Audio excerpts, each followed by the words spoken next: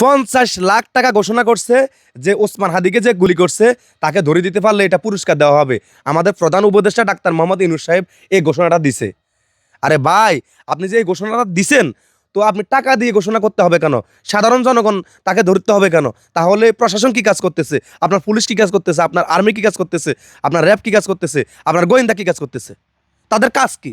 তাদের কাজ বুঝি আমাদের জনগণের টাকা নিয়ে শুধু বেতন খাওয়া, এটাই তাদের কাজ? আমার তো তাই মনে হচ্ছে।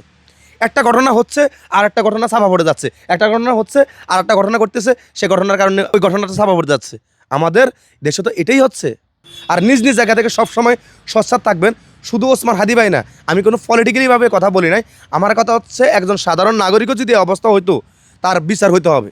তাকে যে এই ঘটনা ঘটাইছে, এটা কি মগের মূল্য খাচ্ছে নাকি? দিন দিন আমাদের দেশে এগুলো ঘটে আসতেছে, এখনও হবে। সাধারণ মানুষের কোনো বিচার নাই। প্রত্যেকের কাছে রিকোয়েস্ট করব, ভিডিওটা সর্বোচ্চ শেয়ার করবেন এবং আপনার মন্তব্য কমেন্ট বক্সে জানাবেন এই ঘটনাটা আপনি কোনভাবে দেখতেছেন।